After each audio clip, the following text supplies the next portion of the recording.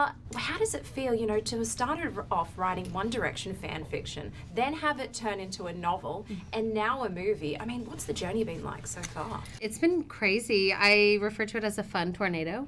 It's been so fast that I haven't really been able to kind of sit back and actually think of what it's been like from start to finish. It's been like 6 years, and I have 10 books and now a movie. So each phase kind of gets more just exciting and bigger on another level. So it's just been life-changing. The fact that it had over 1 billion views on Wattpad. Yeah, it's crazy. Is it Wattpad? Wattpad. Wattpad. Yeah, 1.5. 1.5. Wow. Sorry. I wasn't going to do that. I did it mentally. No. After making your award-winning documentary, why did you feel After was the right movie to make your directorial debut for a feature film? Well, as a filmmaker, I'm really interested in authentic voices, authentic stories.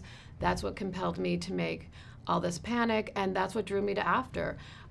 There's not many stories that really dive headfirst into female desire, and After does, and I love that about it. How important was it to have Anna on set? It was great having Anna on set. I mean, she is the mother of After, and I was very lucky to have her, blessing in turning it into a movie. It was great. I mean, nobody knows the characters better than her, and so there were changes that we made that I always wanted to get her approval on, and we would talk through them, and it was great.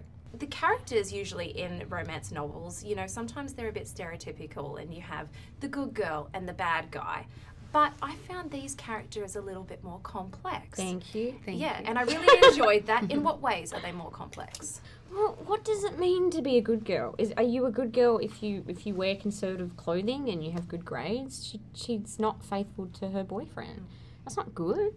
I mean, yeah, they're flawed and yeah, you take it now. I think they're just realistic characters, and I feel like the fact that in the books clearly and also in the film there's an effort to show those flaws and just every aspect of, or as many aspects of their personality as you can show in an hour and a half.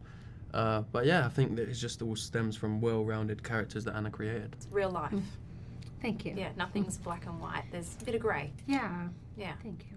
And all the supporting characters, along with Hardin and Tessa, they have layers, and that's how people are, and especially young people. I mean, Josephine and Hero and I talked a lot about that love can be very messy, and it's not always easy, but that's part of young love. It's shown through Tessa's eyes, and it's not just a movie about love, but it's also a movie about a young girl's awakening and female empowerment. How important was that for you? Female empowerment was extremely important to me in this movie with all the characters. And yes, absolutely, Tessa is our North Star in terms of that story. I loved being able to show sexual awakening, coming of age, love story, how beautiful and messy it can be all through Tessa's eyes. And Josephine Langford did an incredible job. There's parts of the movie where I felt, and I want to know if you guys felt as well, was it important to show sexual consent and also safe sex practices? Yes. Oh, I love your questions. Sorry.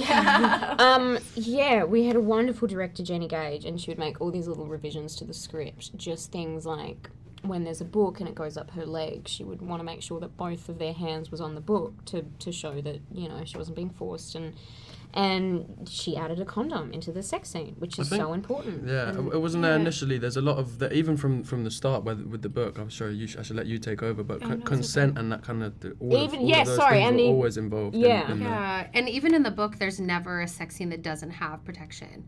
So I'm glad that made it to the screen, because there's always protection, and when the one time that there's not, it's like a huge deal.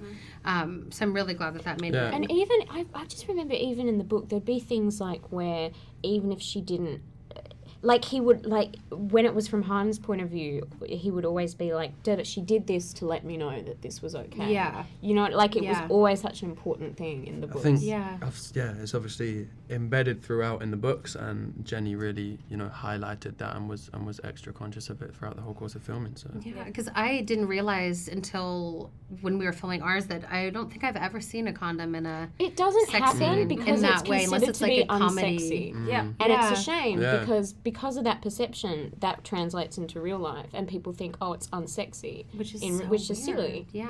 Yeah, I don't remember ever seeing condom in a movie. that I've Yeah, watched. and I figured they just were because I'm like, why would people not Knocked have Up with condoms? Seth But Rogen and unless it's like a comedy, you never see an Yeah. actual condom, and then if it is, it's just made into kind of like a joke. It was important, I felt, in the movie to show consent. And you Yes. also showed a scene where, you know, you actually see a condom. Right. Which is unusual to see in a feature film these days. Is that true? I feel like it is. Okay. Yes. Yeah. I mean, yes, it was incredibly important to me that you saw consent in the movie. I mean, that in this, absolutely. And that there was protection being used. And that because this is a story of a young woman's sexual awakening. And it's also, it's romantic to be responsible on both sides. I like that, romantic to be responsible. Yes.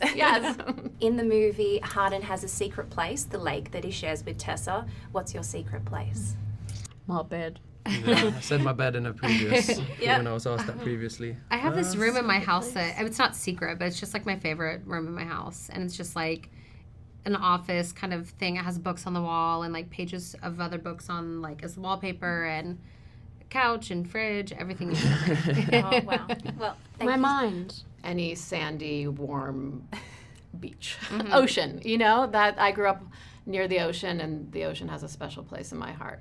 What was your favorite scene to shoot? The lake scene. Yeah. I think the performances, the setting, the cinematography, everything that was important to me in making After is all in the lake scene. That was beautiful. And working with your husband? Yes, right? yes. So he's a cinematographer, and he did an incredible job. And that was something that was really important to me, was the look and feel of the movie and making it feel and elevating the sort of YA film and the way they look. So finally, I have a question for you. What is love then? What is love? I mean, I don't know, but in this movie and After, love is learning to trust yourself and to trust the other person. And that doesn't happen easily in After. But I think that that's something that they both learn by the end. Yeah, it's hard to be vulnerable in love, isn't it? Yes, Yep. absolutely. Absolutely. Ladies and gentlemen.